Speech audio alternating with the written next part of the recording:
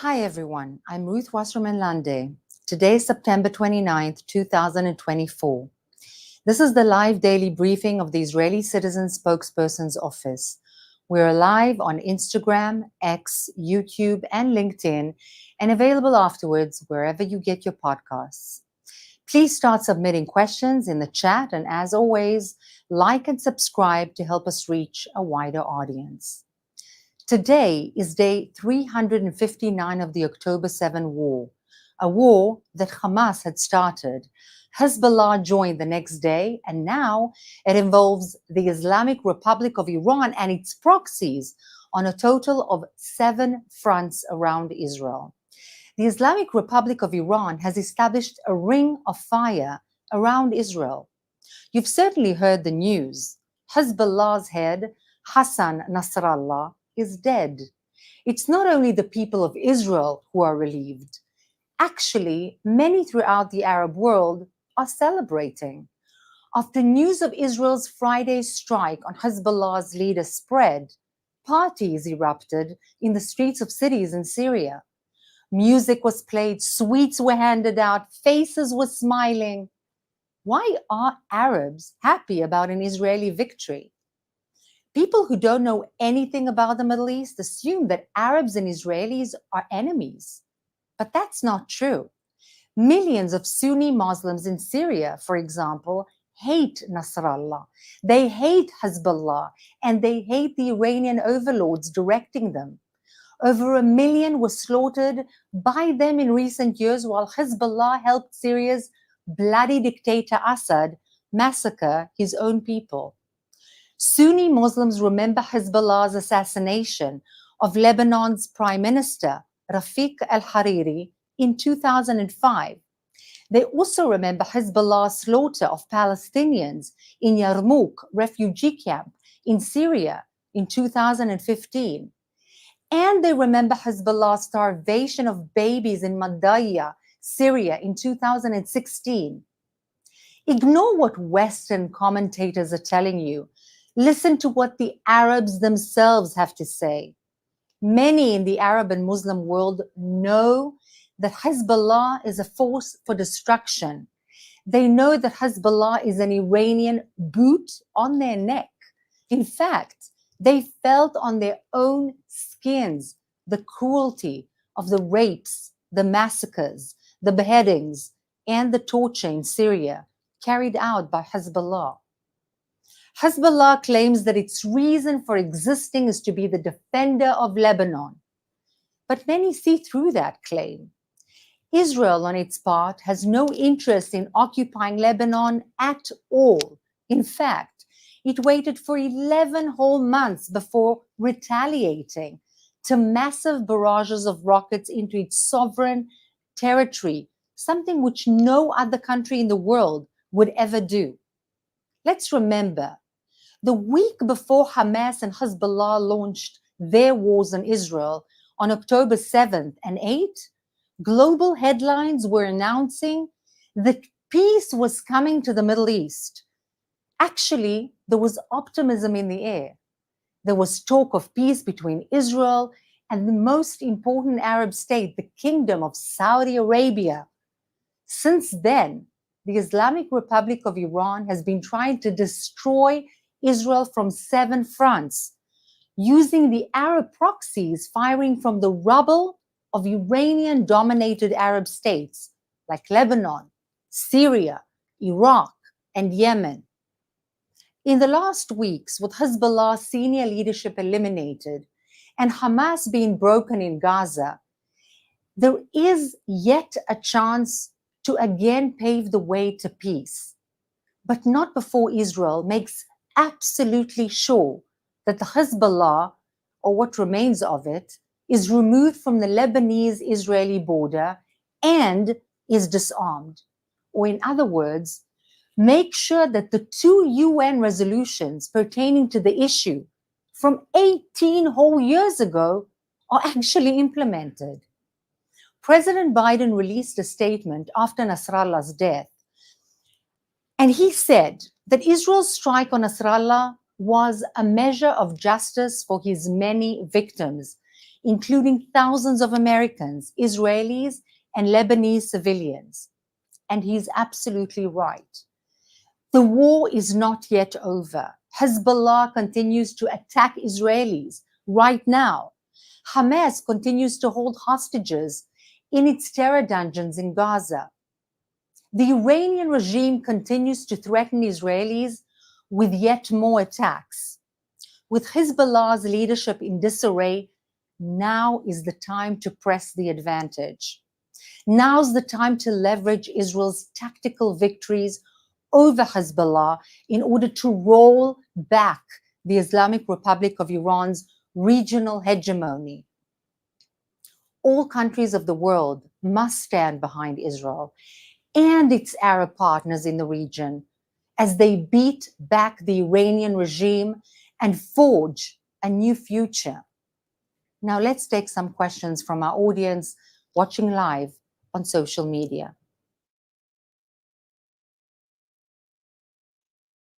There's been reports just before you started going live on social media that there were attacks from Hezbollah rockets. There were reports just before you started your live in Tiberias, Nazareth, rocket sirens going off from Hezbollah. How far can Hezbollah's rockets reach into Israel, and how is the Israeli home front preparing for such threats? So it's well known that the Hezbollah, before the IDF attacked its storages and its arsenals and its headquarters, had hundreds of thousands of rockets, many of them very specific and very, very long range. And this is something that still remains a danger and a threat, not only to Israel, but as we see, some of these rockets land up in Arab towns in Israel, but also in the Palestinian Authority in the West Bank. So it's truly a threat to the entire region. We did cut back significantly on the supply, but there's still a lot of work to do. This is a question from our Instagram live. Will Israel ever go directly after the Islamic Republic of Iran? It's a very good question, and I have no intention of answering it directly here. But let's put it this way. The entire issue that we've been speaking about since October 7th, not only in the Gaza Strip, but also in the West Bank, also in Lebanon, also with Shiite militias in Syria, from Iraq that is no longer Iraq, but actually dominated by the Islamic Republic of Iran, in Yemen, in many places in Africa, all of this rolls back to just one entity, and that's the Islamic Republic of Iran. Yes, there are other evils. There's Qatar, which is funding the Muslim Brotherhood. There's Erdogan of Turkey, who's also encouraging the Muslim Brotherhood, being a disciple of that terrorist organization himself. But if Iran shall be quelled, at least its will to create an Islamic radical caliphate worldwide, if that is quelled, many of the issues pertaining to instability in the region and in the West will be quelled as well. Let's leave it at that. There are two related questions now on our Instagram live. The first one, is there really a possibility that Lebanon can rid themselves of Hezbollah when they've been embedded in society and government since the 1970s? And the second question, which is related, any sign from the Lebanese National Army? Are they going to get rid of Hezbollah now that Israel has done most of the work? So really the answer to the two questions is a matter of the will of the Lebanese people.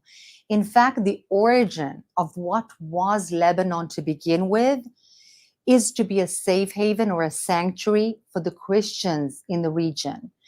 The Christians welcomed in the Muslims, and slowly but surely they grew in number, and they actually became less pleasant, less polite, and more aggressive.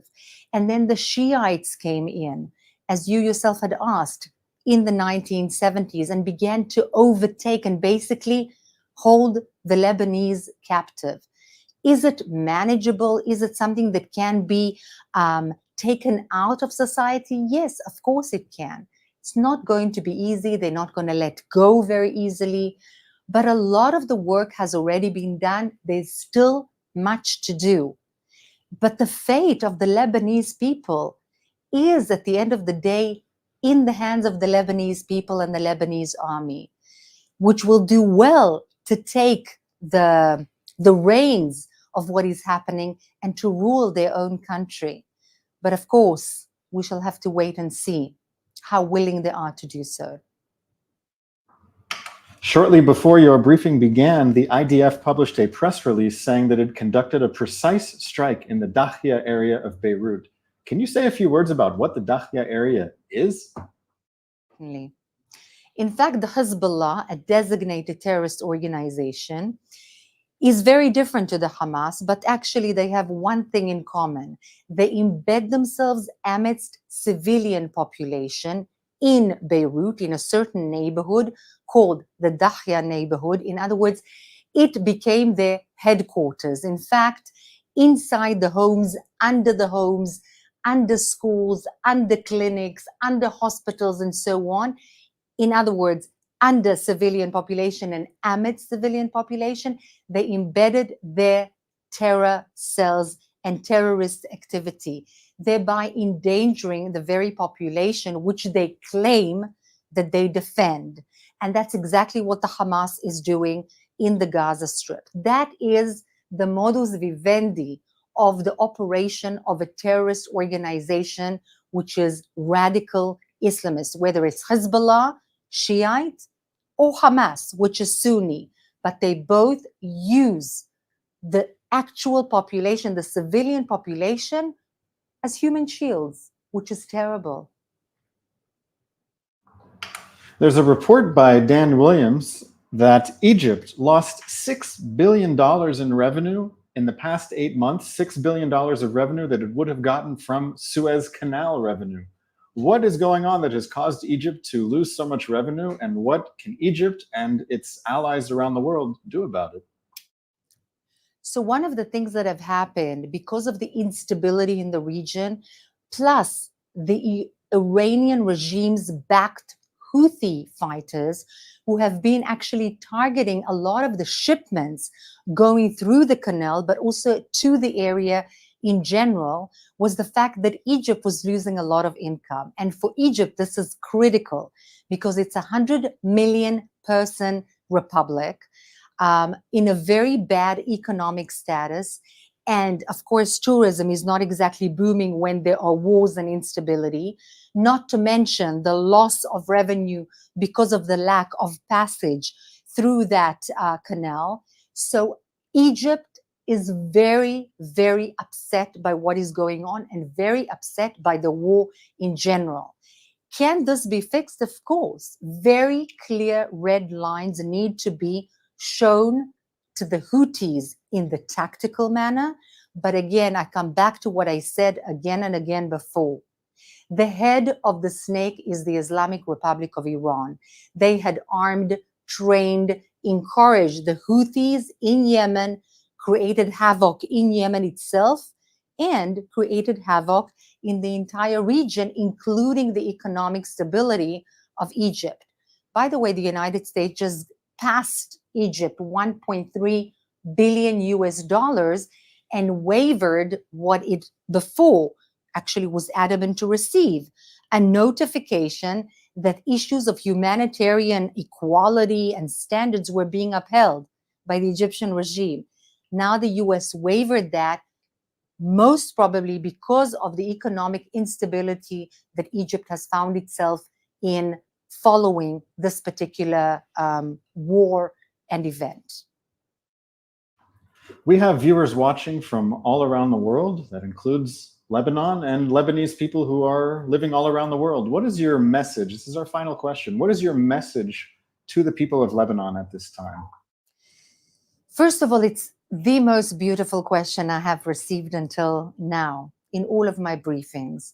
And it's an amazing opportunity to really, from my heart, say that Israel is not at war with the Lebanese people. It never was, and it never will be. There is no ill feeling amidst any Israelis, and I can vouch for that, against civilians in Lebanon. We don't want to see people hurt, and we don't want a war. In fact, we crave and dream of peace with the Lebanese people. But of course, as a country, we don't want to see Radwan forces, which is the commando force of the Hezbollah, raping, murdering, massacring our people like the Hamas did in the south. And that's what they are planning to do with our civilians in the north. And that's a known fact. Plus, we cannot take that rockets are being thrown at us all the time, unprovoked. No country in the world can take that.